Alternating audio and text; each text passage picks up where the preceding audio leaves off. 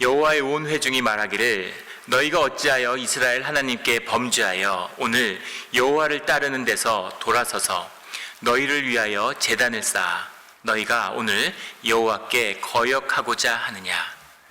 부올의 죄악으로 말미암아 여호와의 회중이 재앙이 내렸으나 오늘까지 우리가 그 죄에서 정결함을 받지 못하였거늘 그 죄악이 우리에게 부족하여서 오늘 너희가 돌이켜 여호와를 따르지 아니하려고 하느냐. 너희가 오늘 여호와를 배역하면 내일은 그가 이스라엘 온 회중에게 진노하시리라. 그런데 너희의 소유지가 만일 깨끗하지 아니하거든 여호와의 성막이 있는 여호와의 소유지로 건너와 우리 중에서 소유지를 나누어 가질 것이니라. 오직 우리 하나님 여호와의 제단 외에는 다른 제단을 쌓음으로 여호와를 거역하지 말며 우리에게도 거역하지 말라. 세라의 아들 아간이 온전히 바친 물건에 대하여 범죄함으로 이스라엘 온 회중에 진노가 임하지 아니하였느냐. 그의 죄악으로 멸망한 자가 그 한 사람만이 아니었느니라 하니라. 아멘. 오늘의 말씀은 부올의 죄악에 관한 사건이죠. 여호와를 거역하지 말라. 오늘의 말씀의 제목입니다. 여호와를 따르는 것이 주의 자녀들이죠. 그런데 여호와를 거역하지 말라. 여호와를 거역한다는 건 무엇일까요? 주님을 거역한다는 것, 주님께 순종한다는 것, 그건 도대체 무엇일까? 주의 자녀들이, 믿음의 사람들이 가는 길 가운데 있는데 여호와를 거역하지 말라. 이 말씀의 참된 뜻을 오늘 깨달아 새기는 우리 모두가 되기를 주의 이름으로 축원합니다. 오늘 본문 말씀 여호수아서 20장 16절부터의 말씀은 이렇게 시작하고 있습니다. 여호와의 온 회중이 말하기를 너희가 어찌하여 이스라엘 하나님께 범죄하여, 이렇게 시작하고 있죠. 오늘 여호와를 따르는 데서 돌아서서 너희를 위하여 제단을 쌓아 여호와께 거역하고자 하느냐. 지금 오늘의 사건은 무엇이냐면 가나안의 정복이 이루어지고 가나안의 모든 땅들이 나누어진 다음에 르우벤 지파와 갓 지파와 므낫세의 반 지파, 그 세 지파가 원래 받았던 요단강의 동편으로 돌아간 것이죠. 그래서 지금 같이 와서 싸우고 제일 앞서서 싸웠어요. 그래서 이제 가나안의 전쟁이 모두 마무리된 다음에 요단강의 동쪽으로 받았던 분깃의 땅으로 돌아가는 겁니다. 그들이 돌아갔는데 문제는 요단강의 동편에서 다시 여호와를 위한 제단을 쌓고 제사를 드렸다는 것이죠. 그 일이 전해지니까 지금 요단강의 서쪽에 있는 9개 지파의 사람들이 몰려온 거예요. 그래서 지금 대치를 하고 있는 겁니다. 너희들이 어찌하여 여호와께 거역했느냐, 너희를 위하여 어떻게 제단을 쌓았느냐라고 흥분해서 지금 가나안의 정복이 마무리되자마자 동서로 내전 직전인 겁니다. 내전이 일어나려고 그래요. 동포들끼리 싸우려고 하는 겁니다. 전쟁을 위해서 대치하고 있어요. 뒤에 가면 결국 이 제단을 쌓는 것에서 이스라엘이 남과 북으로, 유다와 이스라엘로 분열되죠. 그 사건을 예비한 것 같은, 미리 보는 것 같은 사건이 오늘 있었던 겁니다. 그런데 이 사건은 뒤에 가면 해프닝으로 끝을 맺는 것 같아요. 들이 와서 우리가 왜 제단을 쌓았는지, 우리 자녀에게 어떻게 증거를 세우려고 했는지 그 사실들을 잘 설명하니까 모두가 그걸 기뻐하고 주님을 찬양하고 참 잘했다 이렇게 얘기하고 서로 헤어지는 것으로 오늘의 이야기는 끝이 납니다. 그런데 오늘의 말씀이 중요한 것은 제단을 쌓는다는 것이 도대체 무엇이냐, 예배를 드린다는 것이 도대체 무엇이냐, 왜 그것이 이렇게 심각하고 이 문제 때문에 같은 동포끼리 이제까지 주님에게 온전히 순종하여 온 3개 지파와 9개 지파가 서로 내전 직전까지 가는 그런 위험을 불러왔을까? 그리고 이 이야기의 깊은 뜻을 우리에게 기억하라고 주님이 우리에게 말씀하고 계시는 거죠. 그 뜻이 뭘까요? 그 뜻을, 오늘 말씀은 굉장히 깊은 말씀입니다. 귀 있는 자는 들을지어다. 오늘 말씀을 깨달아 알게 하시는 성령님의 역사가 있는 줄 믿습니다. 17절에 가면 부올의 죄악으로 말미암아 여호와의 회중에 재앙이 내렸으나 오늘까지 우리가 그 죄에서 정결함을 받지 못하였거늘 그 죄악이 부족하여서 너희가 또 죄를 지었느냐, 이렇게 이야기하는 겁니다. 이 이야기를 하는 당사자는 지금 이 무리를 이끌고 온 비느하스죠. 대제사장 엘르아살의 아들이고 그 뒤에 제사장이 되게 되는 바로 이 부올의 죄악을 정죄함으로 이 비느하스의 분노를 주님이 받으셔서 주님의 분노를 내려놓으셨죠. 그래서 비느하스가 영원히 제사장의 혈통으로 인정받는 중요한 부올의 사건의 주인공입니다. 이 비느하스가 지금 이 무리들을 이끌고 왔어요. 근데 이 비느하스가 뭐라고 얘기하면 부올의 죄악으로 말미암아라고 얘기하는 거죠. 부올의 죄악이라고 하는 것은 우리가 다 잘 알고 있는 것입니다. 바알 부올이라고 하는 그 땅에서 모압의 여인들에게 꾀임을 받아서 거기서 드리는 모압의 제사, 음란한 우상 숭배 의식에 이스라엘의 남성들이 참석했던 그 사건이죠.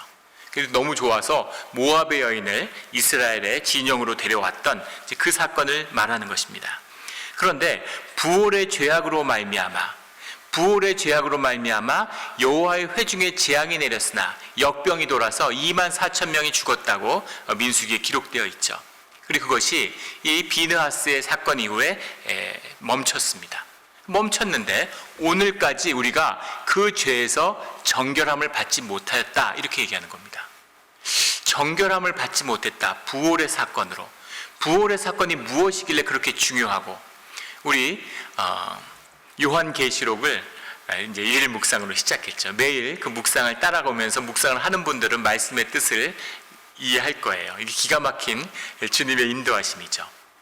초대 7교회에게 주님이 말씀을 주시는데 서머나 교회에게 말씀을 주시면서 이 초대 교회에게 바알 부올의 아들 바알이잖아요. 바알의 교훈을 따르는 자들, 니골라당의 교훈을 따르는 자들, 그런 자들을 조심해라. 내가 그들을 미워한다. 이렇게 주님이 말씀하고 계세요.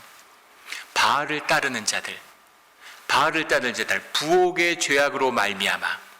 그런데 그 어떠한 점도 어떠한 복도 결코 이스라엘에게 저주로 묶을 수 없다고 주님이 말씀하셨죠. 그런데 그런 부올의 죄악을 씻는 이스라엘 역사 가운데 하나님이 함께 하셨는데 오늘까지도 그 죄가 씻겨지지 않았다라고 비느하스가 말하고 있는 거예요. 도대체 부올의 죄악이 뭐길래 부올의 죄악에 묶였고 거기서 우리가 아직까지도 이 이스라엘이 가나안 땅에 들어오고 주님의 역사와 함께하는 지금까지도 그 죄에서 씻김을 받지 못했다고 말하는 것일까 하는 것이 큰 도전이 되는 거죠.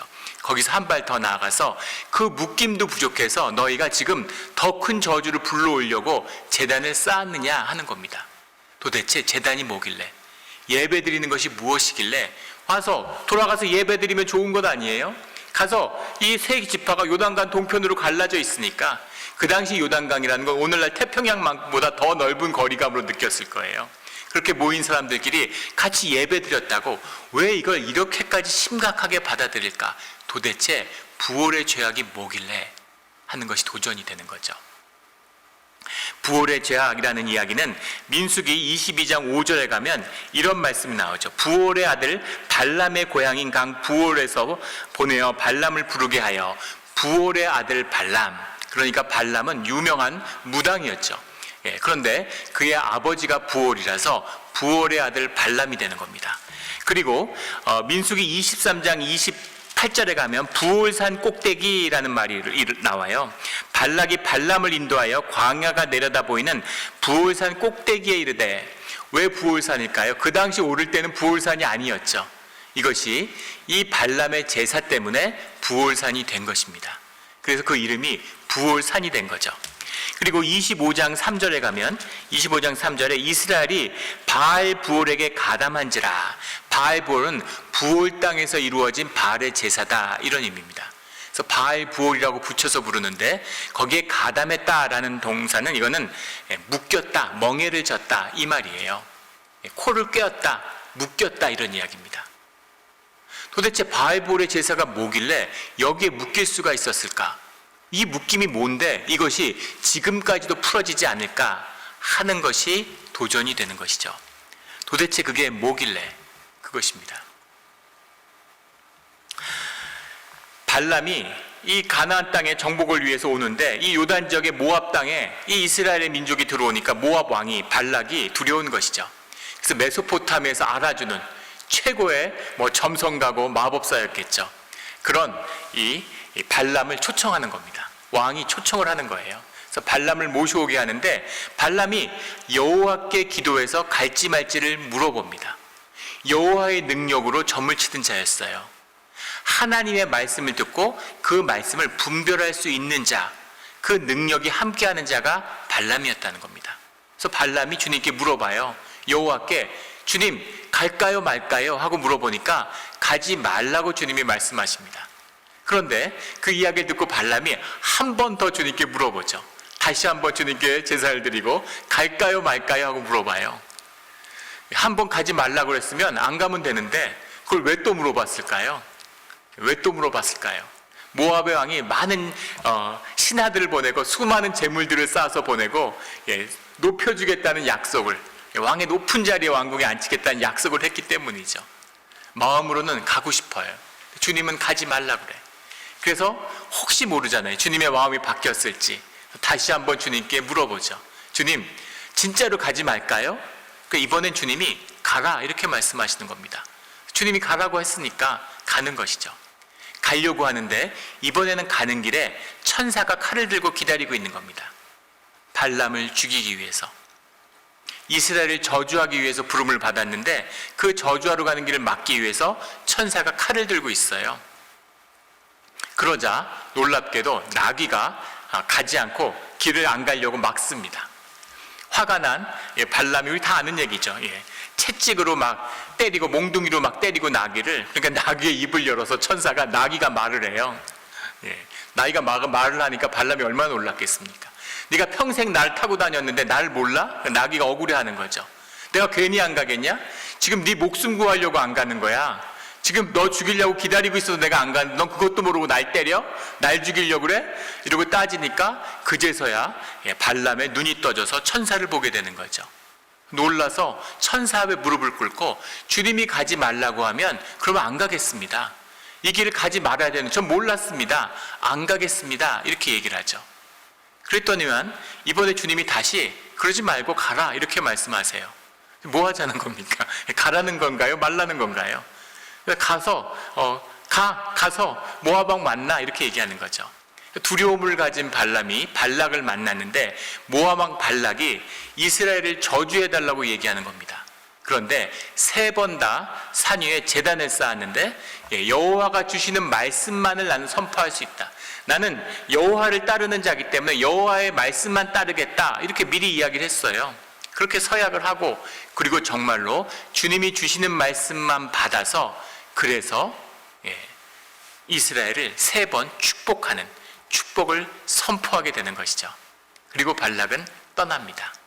그 3번째 축복했던 자리, 그 자리가 부올산, 바알 부올이 된 것이죠.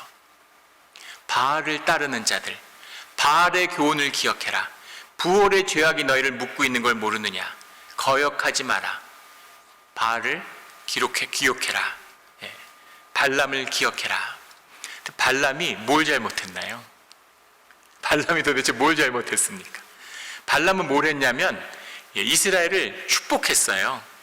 하나님의 말씀을 듣고 하나님의 말씀대로 행했습니다. 그런데 도대체 발람이 뭘 그렇게 잘못했길래 발람은 이렇게 계시록까지, 이 민수기에서 계시록을 꿰뚫는 이런 중요한 발람을 따르는 자들, 교회에 지금도 교훈이 되는 그런 중요한 인물이 되었을까, 악의 표상같이 되었을까 하는 거죠. 발람은 뭘 잘못했습니까? 발람과 하나님의 관계에서 하나 볼 것은 주님이 어떤 모습의 예배를 기대하고 있는가 하는 걸 볼 수 있는 거죠. 어릴 때 엄마한테 아이스크림을 먹고 싶은 거예요. 형제가 많으니까 아이스크림을 잔뜩 사놨는데 하나 먹고, 2개 먹고, 3개 먹고, 자꾸 먹고 싶은 거죠. 그럼 엄마가 야 그만 먹어, 너 그러다 배탈 나, 몸에 안 좋아, 그만 먹어, 그렇게 말씀하는 거예요. 그런데 좀 이따 또 와서 엄마 하나만 더 먹으면 안 돼? 엄마 마음이 혹시 변했을지 모르잖아요. 먹지 마. 안 먹죠. 누가 그걸 거역하겠습니까? 또 와서 엄마 하나만 먹으면 안 돼? 또 물어보는 거죠. 자꾸 물어보니까 엄마가 먹어라, 하나만 더 먹어, 이렇게 얘기하는 거예요. 엄마를 거역할 수 없지만 내 마음은 분명한 거죠. 먹지 말라는 엄마의 뜻은 알지만 먹고 싶은 내 마음의 뜻도 분명한 것입니다. 그런데 주님을 만나는 자리에서, 주님께 나아가는 예배의 자리에서 그런 관계는 잘못됐다는 거예요. 주님은 우리를 뭘 하지 말아라 이런 분이 아니라는 겁니다. 하든 안 하든 하고 싶은데 참고 있는 것, 엄마의 관계에서는 의미가 있을지 모르지만 주님과의 관계에서는 아무 의미 없는 것이에요. 하든 안 하든 그게 뭐가 중요합니까? 주님이 찾으시는 것은 우리의 자원하는 마음이죠. 주님은 발람이 주님의 뜻을 알고 가지 않기를 원하는 그런 마음을 바랬겠죠. 그런데 발람은 사실은 주님을 두려워하지만 주님을 사랑하는 자는 아니라는 겁니다. 주님의 마음을 분별해요. 주님이 얼마나 무서운 분인지 아니까. 하지만 주님과 마음이 합하여져서 주님의 마음에 따라 살 마음은 없는 거죠. 그래서 피해를 받지 않기 위해서, 벌을 받지 않기 위해서 두려움 가운데 주님의 뜻을 살피는 겁니다. 주님은 자원하는 심령으로 사랑하는 마음으로 주님의 마음에 합한 자, 비느하스 같은 자, 주님의 분노를 같이 분노할 수 있는 자, 주님의 아픔을 같이 아파할 수 있는 자, 주님의 눈물을 보고 같이 울어줄 수 있는 주의 자녀를 구하시는 것이죠. 그것이 발람 가운데 볼 수 있는 하나의 중요한 뜻입니다. 그것보다 더 중요한 것이 있는데 그것은 무엇이냐면은 발람의 이 제사가 어떤 제사였는가라는 것을 말씀하고 있는 거죠. 그것이 민수기 23장 27절 28절에 나옵니다. 민수기 23장 27절 28절에 가면 이런 말씀이 나와요. 발락이 발람에게 또 이르되 오라 내가 너를 다른 곳으로 인도하리니, 계속 제사를 드렸는데 마음에 안 드니까 옮겨가면서 계속 드리고 있는 거죠. 내가 거기서 나를 위하여 그들을 저주하기를 하나님이 혹시 기뻐하시리라. 하나님의 뜻이라는 걸 받아요. 하나님께서 저주와, 하나님 안에서 저주와 축복이 나온다는 걸 알아요. 그런데 나를 위하여 저주하기를, 나를 위해서 축복하고 나를 위해서 저주하라는 거죠. 그렇게 발락이 요구를 합니다. 그런데 28절에 발락이 발람을 인도하여 광야로 내려다 보이는 부올산 꼭대기에 이르니, 29절에 발람이 발락에게 이르되 나를 위하여 7제단을 쌓고, 이렇게 얘기합니다. 나를 위하여 저주해달라 이러니까 오케이, 나를 위하여 제단을 쌓아달라 이렇게 얘기하죠. 나를 위하여 쌓는 제단은 주님의 제단이 아니에요. 우리가 나를 위해 제단을 쌓죠. 나를 위해 예배를 드립니다. 나한테 복 달라고, 내가 남들보다 더 잘되게 해달라고, 내 아들이, 내 자녀들이 남들 자녀들보다 더 뛰어나게 해달라고, 주님 다른 사람들에게 복을 주는데 나한테 더 많은 복을 달라고, 그렇게 기도를 합니다.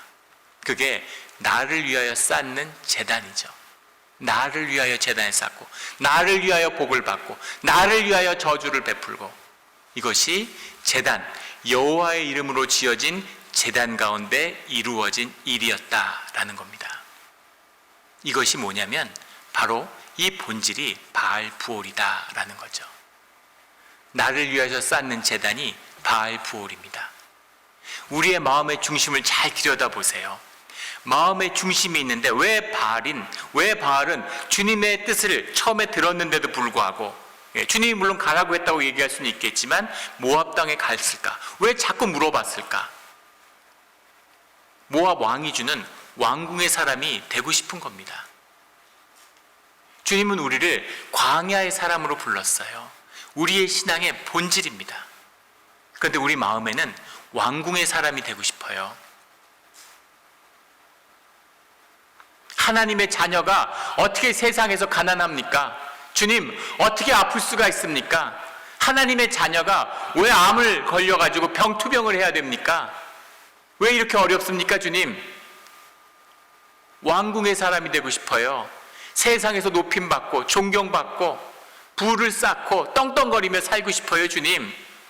그 마음이 우리 가운데 있는데 주님은 뭐라고 말씀하시냐면, 야, 왕궁에 살고 광야에 사는 게 중요한 게 아니야. 광야의 길을 가는 것이 너에게 축복이다 라고 말씀하시는 겁니다. 네가 광야의 길을 가야 내가 누군 줄 알아. 네가 광야의 길을 가야 주님께 의지하는 법을 배워. 네가 광야의 길을 가야 이 삶 너머에 있는 그런 영원한 삶이 있다는 것을 네가 받아들일 수 있어. 네가 광야를 가야 아픔이 뭔지를 알아. 네가 아픔을 알아야, 그 비통한 눈물을 알아야 삶의 연합을 이루고 하나의 가족을 이룰 수 있어. 그게 진정한 축복이고, 그 복을 누릴 줄 아는 사람이 영생을 사는 거야. 광야의 길을 가야 돼. 그게 축복이야. 이렇게 말씀하시는 거죠. 그런데 우리는 왕궁에 살고 싶어요. 왕국으로 가고 싶어요, 주님. 왕궁의 복을 누리고 싶어요, 주님. 그런 마음이 우리 가운데 있는 것이죠.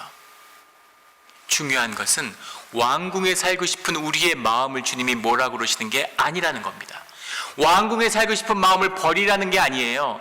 중요한 건 왕궁에 살면서, 왕궁에 사는 그걸 위해서 주님의 능력을, 왕궁에 살고 싶어서 나를 위해 제단을 쌓는 그런 짓을 하면 안 된다는 겁니다. 그것이 우상숭배예요. 기독교의 우상숭배가 넘쳐났지 않습니까? 복음이 타락하고 교회가 타락해서 나를 위한 복음을 들려줘요. 내 마음을 편하게 해줘요. 죄를 짓고 살고 있는데 죄가 아니라고 이야기하고, 돈을 사랑하는데 주님을 사랑하는 것처럼 살아갑니다. 우리의 연약함, 우리의 악함, 우리의 이 죄성을 주님이 누구보다 잘 아시죠. 그런데 우리를 사랑하시기 때문에 이런 죄인들을 위해서 피 흘리셨다는 겁니다.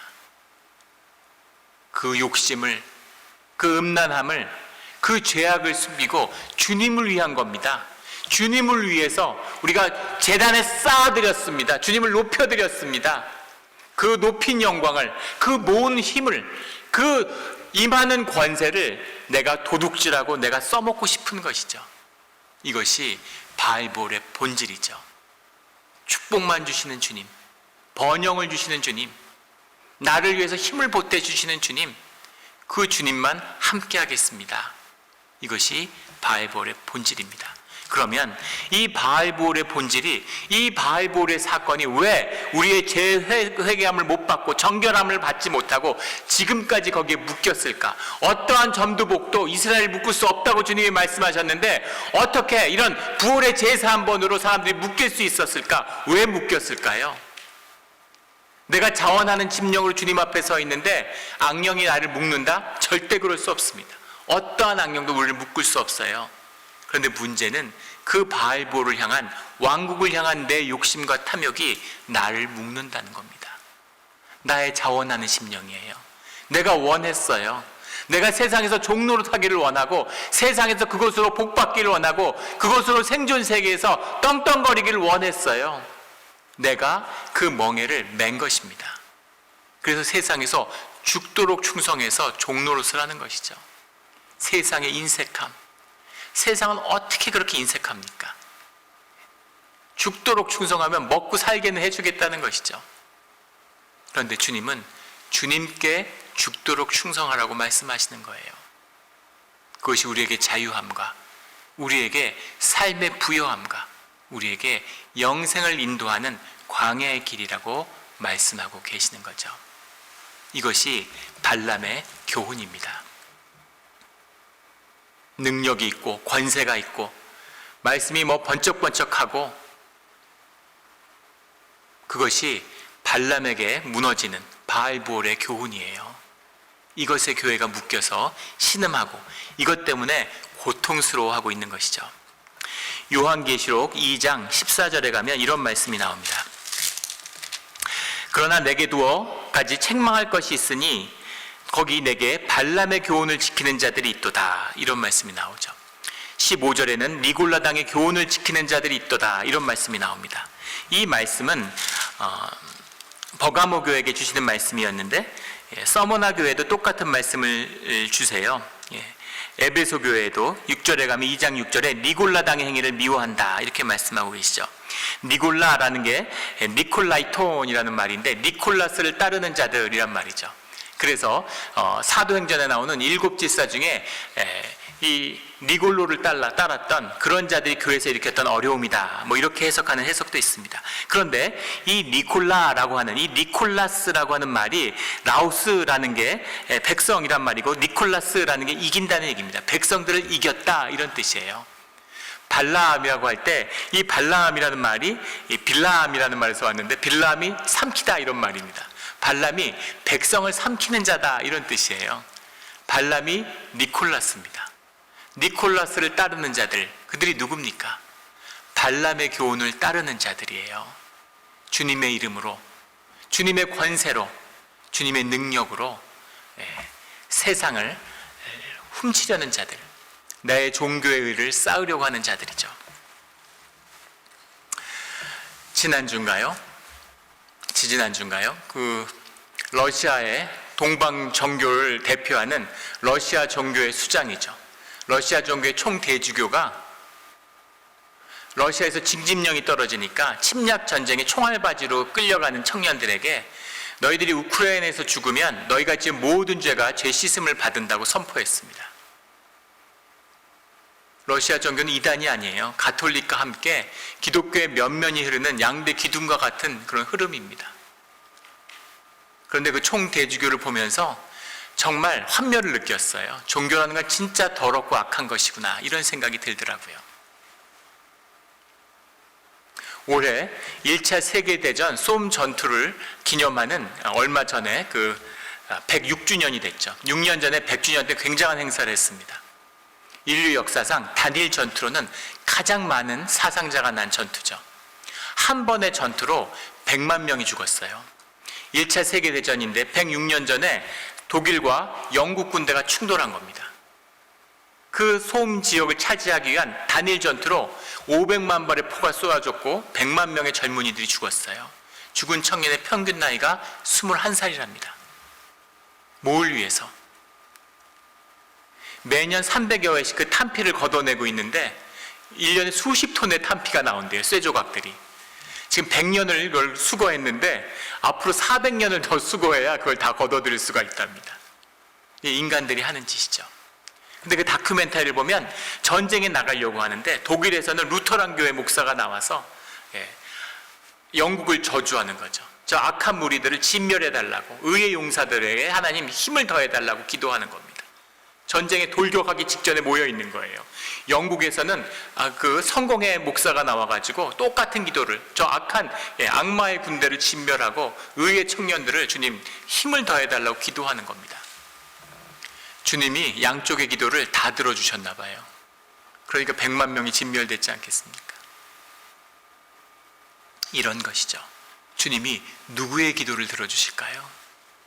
이것이 예배입니까? 이것이 바알 부월, 부월의 교훈에 묶여있는 이런 기독교 진영에 있는 사람들의 모습이죠. 오늘 우리의 모습입니다. 우리가 드리는 예배, 이 예배가 주님께 드리는 참된 예배가 되어야 되는 것이죠. 그것이 광야의 길을 가는 광야의 사람들의 자원하는 심령입니다. 이게 복된 길이에요. 이게 진짜입니다. 왕궁을 동경하고 왕궁에 쏘가서 세상에 속는다고 왕궁에 들어갑니까? 왕궁에 들어간다고 세상에 쏘가서 온갖 종노릇을 하고 비천한 대접을 받고 그러고도 살아남았다고 좋아하는, 이것이 세상을 살아가는 사람들의 모습이죠. 오늘 말씀을 통해 부활의 교훈을 끊고 참된 광야의 백성이 되는 우리 모두가 되기를 주의 이름으로 축원합니다. 아멘. 함께 기도드리겠습니다.